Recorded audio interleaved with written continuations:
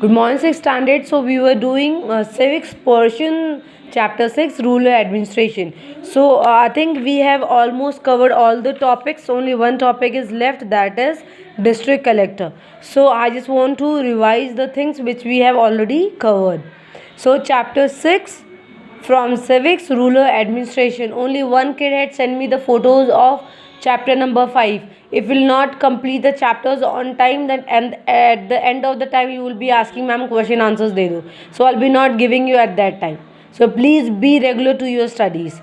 Page number 235, rural administration.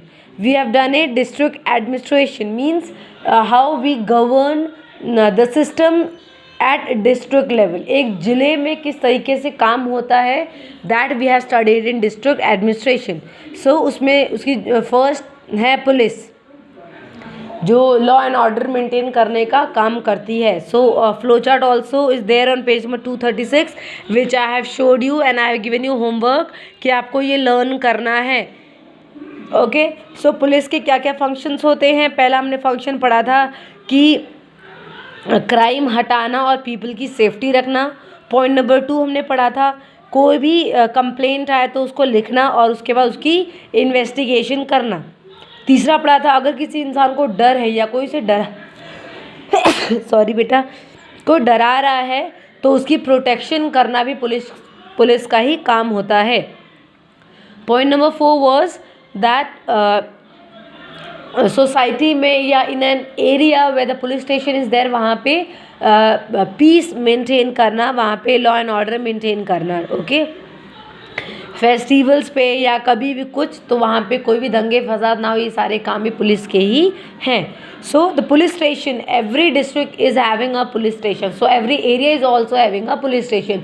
Mau का एक मऊ थाना है, आपने देखा चोपड़ा वाटिका के सामने. किशनगंज का भी एक थाना है. तो हर एक एरिया में, क्योंकि डिस्ट्रिक्ट में बहुत डिफरेंट एरियाज़ होते हैं, तो हर एक एरिया का भी पुलिस स्टेशन होता है ताकि उस एरिया के लोग डायरेक्टली डिस्ट्रिक्ट जिला में ना पहुंच जाए, वो अपने एरिया वाले पुलिस स्टेशन को कांटेक्ट करें.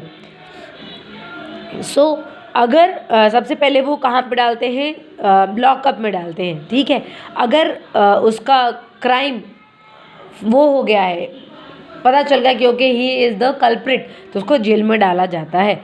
अदर थिंग उसको सेल या फिर लॉकअप में डाला जाता है अगर जब तक उसका क्राइम जो उसका क्राइम है पता ना चल जाए. जैसे उसको शक के बिना पे डाला जाए तो उसे हम लॉकअप में डालते हैं. ठीक है, so these are the functions, 6 functions of police. Now land and revenue का भी हमने पढ़ा था. It is there on page number 237. Land and revenue, land मतलब ज़मीन, किसके पास कितनी ज़मीन है, उस ज़मीन से हमें कितना पैसा लेना है. ऑब्वियसली ये जो डिस्ट्रिक्ट में बैठा है वो सब एरिया का तो कर नहीं सकता, तो what he has done, he has appointed a patwari, ताकि पटवारी हर एक एरिया का, हर एक जितने भी लैंड ओनर्स हैं उन सब के रिकॉर्ड रखे और उनसे रेवेन्यू इकट्ठा कर सके ताकि उस डिस्ट्रिक्ट में डेवलपमेंट हो सके. आप देखेंगे बहुत बार रोड टूटते हैं तो रोड सरकार अपनी जेब से नहीं बनाती, जो हम टैक्सेस कलेक्ट करते हैं लोगों से, उसी पैसों से डेवलपमेंट होता है. सो पटवारी क्या है, basically he has a record and collection of a revenue और he maintains all the records of land ownership. So उसे हम कहते हैं पटवारी. पटवारी को अलग अलग नाम से भी बोलते हैं, लेखपाल, कर्मचारी, ये सारे नाम किसके, पटवारी के. सो पटवारी के फंक्शंस क्या, that is important, that is there on page number 237. These are the functions, ये दिख रहे, these are the functions of patwari. So patwari के फंक्शंस क्या है, पहला पॉइंट है कि हर एक एरिया का उसके पास मैप होना चाहिए, पहला. सेकंड, हर एक जो उसने एरिया दिखा उसका मेजरमेंट भी उसके पास होना चाहिए. थर्ड, हर एक लैंड मैप का ओनर का नाम, उसके मार्क्स, उसके मेजर, हर एक चीज़ उसका पास होना चाहिए. मतलब कितने लैंड ओनर्स हैं, उनके पास कितनी ज़मीन है. ठीक है, ये सारी चीज़ें भी पटवारी के पास एक रिटन रिकॉर्ड होता है. Next is he uses a tool to measure the land. ऐसा नहीं कि उसने देख ले, उसने लैंड ओनर ने कहा कि हमारे पास 50 बीघा ज़मीन है तो उसने 50 बीघा लिख दिया. No, he will measure the land length wise and breadth wise, then only he will write the measurement of that area. Next is to update the record. Update करना बहुत ज़रूरी है। फॉर एग्जांपल मेरे पास ज़मीन है और मैंने अपनी ज़मीन कनक को बेच दी, है ना, कनक अब लैंड ओनर होगी, तो पटवारी का काम है कि वो कनक के पास जाके वापस से जो लैंड है वो क्या करेगा, मेजर करेगा। क्या पता मैंने कुछ ज़मीन किसी को बेच दी हो और मैंने अपडेट ना करवाया हो, तो पटवारी का काम है कि लैंड रिकॉर्ड अपडेट भी करते रहना जैसे जैसे लैंड ओनर्स चेंज होते हैं। नेक्स्ट है to maintain a separate record of common land. Common land मतलब जो एरिया सारे गाय भैंसे जाते हैं वहाँ पे चरती हैं, या फिर ऐसी लैंड जहाँ पे हम फेस्टिवल्स, फेयर, मेला वगैरह लगाते हैं, वो कॉमन लैंड है, उसका भी रिकॉर्ड रखना, मगर सेपरेटली, लैंड ओनर्स के साथ नहीं। And the next one is कितनी ज़मीन में कितने क्रॉप्स उगाए हैं और कौन से क्रॉप्स उगाए हैं, इसका भी रिकॉर्ड पटवारी रखता है। और सारी की सारी चीज़ें जो है वो डिस्ट्रिक्ट ऑफिशियल्स के पास इंफॉर्मेशन जाती है कि इस क्वालिटी के क्रॉप्स उगाओ, इतनी क्वांटिटी में हमने उगाया। बिकॉज ऑब्वियसली जैसे मैं आपको पढ़ा रही हूँ, है ना, आपको पढ़ाने के बाद मैं आपकी जो वीडियो है वो ग्रुप में भी सेंड करूँगी ताकि फादर देख सके कि ओके मैं आपको क्या क्या पढ़ा रही हूँ। सो हमारे ऊपर एक और इंसान है जो चेक करता रहता है कि हम पढ़ा रहे हैं या फिर नहीं पढ़ा रहे। सो इससे क्या होता है, यूनिटी बनी रहती है, कंटिन्यूटी बनी होती है, कंटिन्यूटी बनी होती है कि ओके फादर को पता होगा कि आज उमा मैम ने ये पढ़ाया, आज पद्मा मैम ने ये पढ़ाया, उनको पता रहेगा, एक रिकॉर्ड रहेगा ओके ये टीचर ने ये करवाया है। सो उसी तरीके से जो पटवारी होता है सारी जो इन्फॉर्मेशन है वो डिस्ट्रिक्ट ऑफिशियल्स को भी देता रहता है। नाउ जो लैंड ओनर्स होते हैं he collects revenue from that, he collects revenue कि अच्छा इतना ज़मीन है, और ऐसा नहीं कि हर एक ज़मीन से एक ही रेवेन्यू आता है, it depends on the area of the land. जैसे मेरे पास छोटा ज़मीन है तो मेरे जो रेवेन्यू होगी वो बहुत ही कम होगी, जिसकी ज़्यादा होगी उसके से ज़्यादा रेवेन्यू लेती हैं। नाउ ये सारी चीज़ें और पटवारी की ये भी एक वो है कि वो जाके डिस्ट्रिक्ट ऑफिसर को ये भी बताता है कि ओके फेमीन आ गया, फ्लड आ गया, उसकी तरफ से क्रॉप फेलियर हो गया तो किसान नहीं भर पाए, each and everything of an area patwari has to give a record to the district official. This is the work of patwari. This is very important, again I am telling you, please learn it from the book. And the next one is tehsildar, that we are going to study ना। तहसील मतलब area. Mau में भी एक तहसील है ना बेटा, जहाँ पे आप अपने लैंड रिकॉर्ड्स बताते हो या फिर ज़मीन की लिखा पढ़ी करते हो, ज़मीन पे नाम लिखवाते हो कि मैंने ये ज़मीन खरीदी है इस नाम पे। मऊ में भी है। ओके, सो ये सारे काम कौन करता है? Tehsildar. So the functioning of the patwari supervised by, supervise मतलब देखना, पटवारी का काम कौन करता है? तहसीलदार। पटवारी के काम का देखभाल नहीं, कौन देखता? दैट इज तहसीलदार। जैसे मैं आपको पढ़ा रही तो मैं कौन हुई? मैं हुई पटवारी, और मेरे काम को कौन देख रहे हैं? फादर देख रहे, तो फादर विल बी द तहसीलदार। तो जो जिसके अंडर में कोई काम कर रहा होता है that is called as tehsildar. Okay, so tehsildar is the revenue officer. Tehsildar कौन है? रेवेन्यू ऑफिसर है, जो हर एक तहसील लेवल पे जितने भी गांव हैं उसकी सारी चीज़ें देखता है। So the level is sub division of the district. Obviously district क्या है? हमारी इंदौर है। इंदौर में क्या है? एक जगह है दैट इज महू, और महू की जितने रिकॉर्ड्स वो सब कहाँ पे दी जाएंगी? तहसील में दी जाएगी। So the tehsildar ensures that the records and maintains properly and the revenue collected deposited with the government। तहसीलदार देखता है कि सारे रिकॉर्ड्स मेंटेन किए हैं या फिर नहीं किए हैं, और रेवेन्यू कलेक्ट किया है तो वो सरकार को दिए हैं या फिर नहीं दिया। ये सारा काम कौन करता है? तहसीलदार, जो कि पटवारी के ऊपर है। Now he also hears a dispute of land at his office. आपने देखा होगा जहाँ पे तहसील है वहाँ पे एसडीएम ऑफिस भी है, तो जिसकी जो क्वेरीज होती है लैंड से रिलेटेड छोटे छोटे डिस्प्यूट्स, वो एसडीएम ऑफिस वहाँ पे जाके क्लियर आउट करता है। That is the work of tehsildar.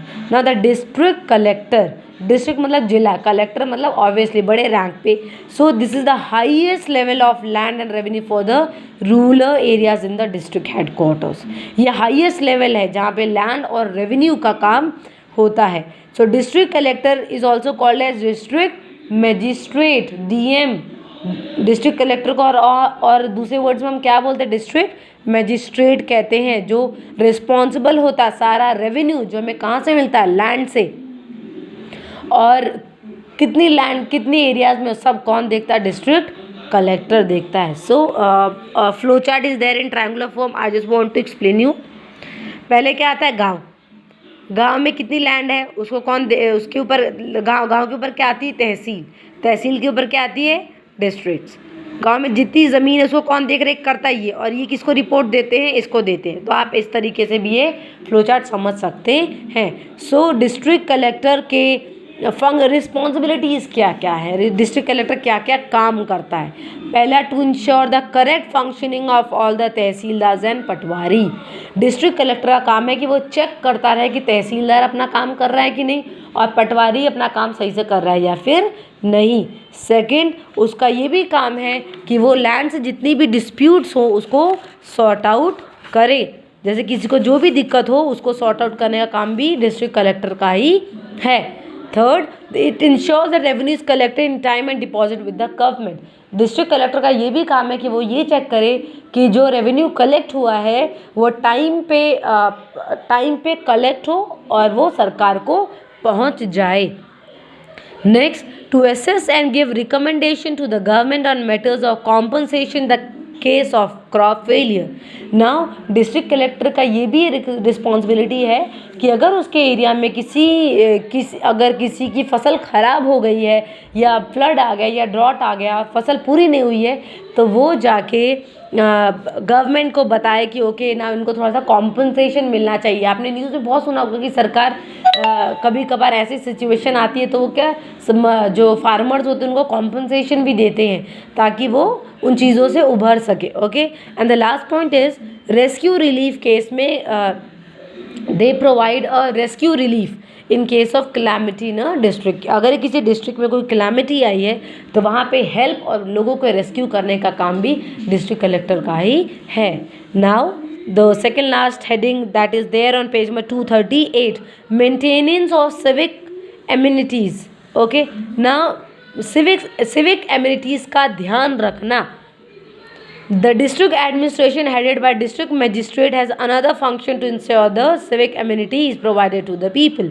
Now DM का ये भी काम है कि वो देखे, इंश्योर करे कि civic amenities लोगों तक पहुंच रही है या फिर नहीं पहुंच रही है। For example, public work department PWD। Okay, so वो देखते हैं कि PWD में जितने भी लोग हैं they are doing the work like maintenance of government buildings, roads and other infrastructure, वो कर रहे हैं या फिर नहीं। जैसे हमारे यहाँ पे रोड टूट जाती है तो ये किसका काम है? ये डिस्ट्रिक्ट मजिस्ट्रेट का काम नहीं है, वो तो उसको देखने का काम है कि वो रोड वहाँ पे प्रॉपर तरीके से बन रही है या फिर नहीं बन रही है। ठीक है। Next is health department. Health department का काम है जैसे कि डिस्पेंसरीज, हॉस्पिटल्स वगैरह अपने एरियाज़ में अगर जो एरिया लोग हैं उनको प्रोवाइड करे प्रॉपर तरीके से। Education department, they have the facility to take the attendance of the teachers and provisions of the building and other facility. सरकारी स्कूल नहीं होते, वहाँ पे देखना कि बिल्डिंग है या नहीं, बच्चे पढ़ने आ रहे हैं या नहीं, टीचर आ रहे हैं कि उन सब का काम कौन करता है? Education department. And now the equality of women, this is most important content of this chapter. Equality of women, equality मतलब औरतों को भी बराबर हिस्सेदारी देना ना। 2005 में, अगेन आई एम रिपीटिंग, 2005 में यहाँ पे देखेंगे 2005 में दिखा, 2005 में एक ऐसा लॉ चला था जिसमें हमने इंश्योर किया था कि जो वुमेन है उनको भी इक्वल स्टेटस दिया जाएगा। इक्वल स्टेटस कहाँ दिया जाएगा? प्रॉपर्टी में। आप पहले देखेंगे कि पहले क्या था, पहले जो माँ बाप का जो प्रॉपर्टी का हिस्सा था वो सिर्फ बेटे को ही मिलता था, बेटियों को नहीं मिलता था, बिकॉज ऐसा कहा जाता था कि बेटियाँ तो शादी करके किसी और के घर पे चली जाएगी, तो इसीलिए उनको प्रॉपर्टी में हिस्सा नहीं दिया जाता था। So there was a change in that. So इस एक्ट में उन लड़कियों को भी प्रॉपर्टी में हिस्सा देने की बात कही गई थी। So the daughter will be treated as equal in all respect as a son in the eyes of law of inheritance of property and land। Property जब भी डिस्ट्रीब्यूट होती, चाहे वो लैंड का हो किसी भी चीज़ का हो, तो लड़कियों को भी इक्वल शेयर मिलना चाहिए। That was there in 2005 act, that was the Hindu succession act. Second, इसके अंतर्गत क्या था? That the daughter whether married और unmarried is allotted the same share as is allotted to a son. इसमें यह भी लिखा गया था अगर लड़की शादीशुदा है या फिर नहीं है तो भी उसको इक्वल शेयर मिलना चाहिए जितना लड़कों को मिल रहा है, प्रॉपर्टी का share. Third, in case the daughter has died her share of property would go to her children. अगर जो डॉटर है अगर उसकी शादी हो गई और वो मर गई है तो उसकी जो प्रॉपर्टी का शेयर है वो किसको जाएगा, उसके बच्चों को जाएगा। That was there in Act 2005 Hindu Succession Act. So this finishes our chapter. So today I'll be giving you the book exercise also. So please complete your book exercise as well as the reading of your chapter, that is chapter number 6. So tomorrow we are going to start with the geography part. Okay, so please complete chapter 5 and 6 for your PT 2. Thank you class.